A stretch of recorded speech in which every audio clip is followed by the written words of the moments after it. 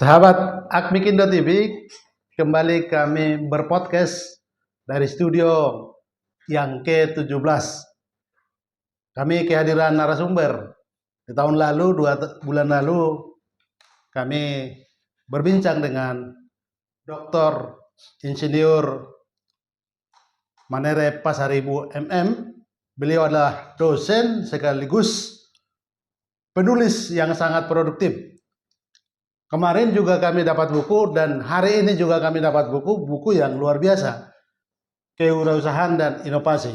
Perspektif manajemen strategi bagaimana mengembangkan UMKM, usaha. Kita akan berbincang soal tema bagaimana UMKM terus sadar bisa mengembangkan diri lewat e-commerce digital. Dan kami juga ditemani oleh Ketua Umum Bapak Dr. Laurentius Manurung SEMM. Beliau juga akan mewarnai perbincangan kita. Barangkali saya sapa dulu Pak Manurung. Kira-kira apa yang kita harus minta penjelasan dari Pak Manerep nanti? Oke. Saudara Ambikindo TV, pemirsa Ambikindo TV yang berbahagia pada sore hari ini, kita kedatangan tamu Bapak Dr. Manere Pasaribu, sahabat saya, teman satu perjuangan. Waktu di UI, kami sama-sama mengambil S3 di jurusan Strategi Manajemen, dan juga kami hari ini juga ikut dalam satu grup ISMS Indonesian Society Management Strategic. Beliau sangat aktif di grup ini dan juga kami mempunyai hobi yang sama, bermain golf. Itu tadi yang beliau ini. Pak Manere, seperti kita ketahui bahwa UMKM itu di Indonesia sangat banyak. Ada 67.500 unit, 67,5 juta unit. Kalau UMKM itu satuan unit. Dari situ kita bisa melihat 63 juta adalah mikro. Sekitar 700 ribuan adalah kecil dan 60 ribuan adalah menengah. Sedangkan usaha besar hanya 5.500. Jadi kalau kita lihat dari komposisi ini bahwa usaha besar itu hanya 0,01% dari total usaha yang ada di Indonesia. Sedangkan yang mikro sekitar hampir 97%. Sebagaimana kita ketahui, yang mikro ini sangat banyak bermasalah dalam pengembangan produk maupun usaha bisnisnya. Sebagaimana kita ketahui juga, sekarang ini UMKM kita di Indonesia ini persaingannya tidak sebatas sesama UMKM di Indonesia, tapi juga bersaing dengan UMKM dari luar. Karena kenapa? UMKM dari luar sekarang sudah masuk pasar Indonesia, tidak hanya lagi melalui pasar-pasar yang sifatnya konvensional. Mereka juga, saya tahu, beberapa platform yang dari luar negeri sudah masuk di Indonesia ini seperti Temu dari Cina itu ya. Ada juga kemarin juga Lightgood, juga saya ketemu salah satu platform yang mendunia, termasuk juga produk-produk jenis UMKM jadi andalan mereka. Ini Bapak sebagai, saya tahu banyak menulis buku dengan dari strategi manajemen, berkaitan juga dengan UMKM juga. Ada salah satu di bawah strategi manajemen ini saya pernah lihat ada di situ mengenai UMKM. Nah ini hari ini Pak Hotman kita coba gali kira-kira peranan digitalisasi terhadap kemajuan UMKM, perkembangan UMKM itu bagaimana? Karena yang masuk pasar UMKM masuk digitalisasi itu Pak Manere, menurut data yang saya dapat baru 27 juta. Dari 67 juta tadi ya, 64 juta tadi. Berarti dan pemerintah merencanakan kalau sampai tahun ini 2025 bisa sampai 30 sampai 40 juta. Ini barangkali ini perlu kita lihat apa peran dan tantangan UMKM masuk digitalisasi. Ini mungkin pembuka dulu Pak. Silakan Pak. Oke, baik, terima kasih nih Pak Oman dan Pak Ketum Bapak Lauren ya, yang kami banggakan. Senang diundang kemari ya, membicarakan masalah UKM. Ini yang kedua kali barangkali kami di sini ya. Dan pemirsa dari sahabat-sahabat Akmikindo ya, yang kami banggakan. Terima kasih ini sudah diberi kepercayaan. Nah, pertama kaitannya bagaimana ini UMKM dengan perkembangan teknologi saat ini. Saya kira itu ya. Betul. Dan itu tidak terlepas daripada apa yang disebut dengan ekonomi digital. Ya. Ekonomi digital berarti semua aktivitas bisnis dilaksanakan secara digital. Dan itu tak lepas dari ditemukannya teknologi-teknologi yang sangat bagus seperti teknologi digital, ya, teknologi big data, teknologi IoT, teknologi yang bersifat juga untuk medsos, ya. Itu semua inilah yang mendukung itu sebetulnya, ya. Jadi penggunaan daripada teknologi-teknologi ini di dalam bisnis ya memang keharusan. Oh, ya. Tidak mungkin lagi kita menyatakan oh besok, lusa, kapan aja kita lakukan, enggak, akan ketinggalan kita ya. Jadi memang kalau bahasa sederhana bahwa teknologi digital ini adalah mutlak ya, dan tidak bisa ditunda-tunda. Kalau sudah ada kesempatan ambil, itu dia. Itu satu yang pertama. Yang kedua ya, bahwa jelas dengan teknologi digital tadi itu kita tidak bisa lepas dari sana, harus menggunakan itu, dan memang diakui menurut penelitian dari para ahli juga ya, menggunakan teknologi digital itu artinya akan meningkatkan produktivitas kita hampir 20-30% dari yang dilakukan secara tradisional. Jadi 20-30% ya Pak Okman. Besar loh itu kira-kira ya.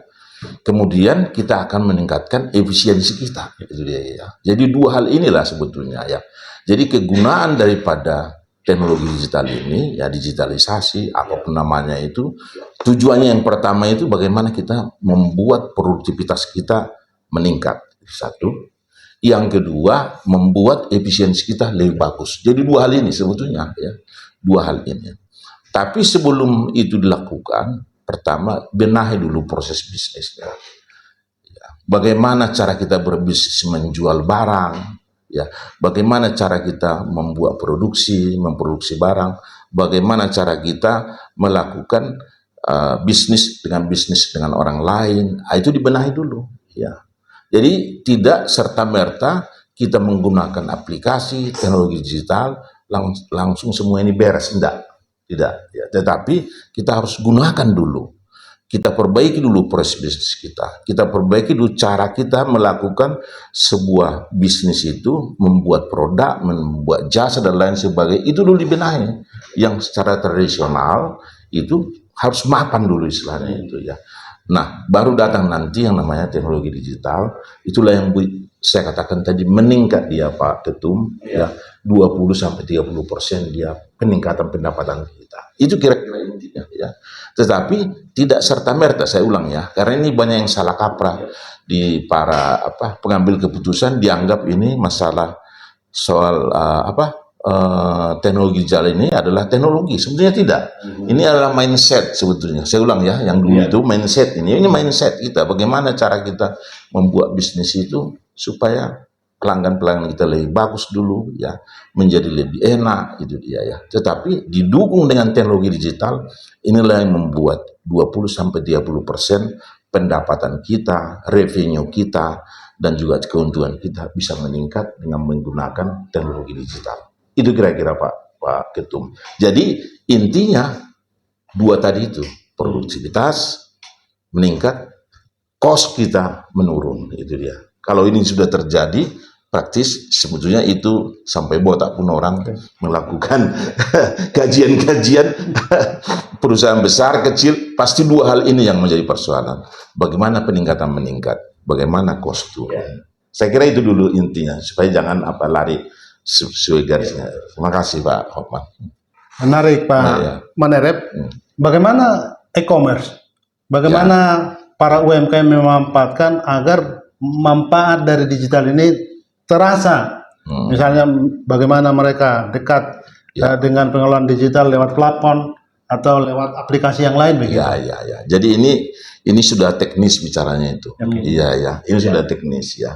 Bahwa yang sebenarnya itu dulu sebetulnya sederhana ya, supaya kita jangan nanti dengan cara yang biasa pun sebetulnya kalau dilakukan dengan benar, bisnis itu jalan.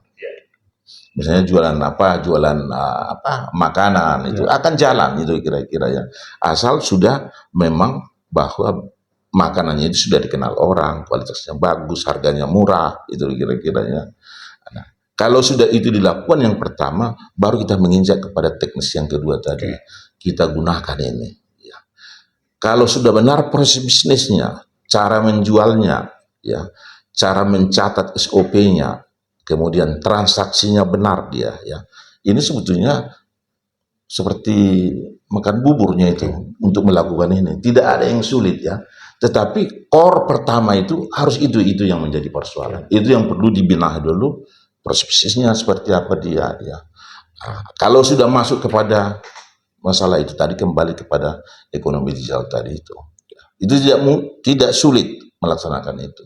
Kalau sudah ada semacam bisnis yang kita kelola dengan bagus, ya sudah berhasil, ingin kita meningkatkan lagi pendapatannya, membuat lebih efisien, lebih banyak pelanggan dan lain sebagainya, itu e-commerce pasti jalan.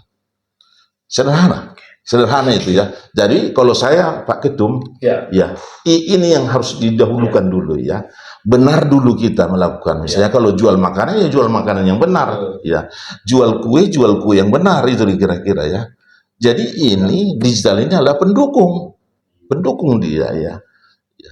Pendukung dia. Kalau tidak benar itu, ya tetap juga orang tidak mau membeli produk dia maupun jasa dia. E-commerce akan membantu kita semua. Ya. Nah, yang persoalan sekarang ini ya, kalau saya lihat ini adalah bagaimana kita menggunakan digital ini jangan sampai terjadi perang harga. Itu yang kita hindari. Kalau terjadi perang harga, itu yang terjadi saat di Indonesia, itu tidak membawa apa-apa buat kita semua. Akan membuat usaha UKM, UMKM akan mendapat keuntungan yang sangat marginal. Itu harus kita hindari itu sebetulnya ya. Bagaimana caranya itu? Kita menggunakan e-commerce dengan berbagai teknik, termasuk nanti analitik datanya, ya, supaya kita meladeni lebih bagus, menjual lebih bagus, keluhan pelanggan kita ketahui. Di situ dia fungsinya nanti ini. Kita bisa meladeni dengan bagus, mendapatkan pasar yang lebih bagus, pertanyaan Bapak tadi itu. Kemudian pelanggan kita bertambah, orang dengan mudah mendapatkan barang, ya, pasar kita meningkat, dan sementara itu kita akan melayani lebih bagus. Ini yang menjadi tujuan yang kedua nanti. Ya. Market akan kita kuasai lebih bagus. Saya kira itu ya. Kami garis bawahi apa yang disampaikan Pak Manirip tadi.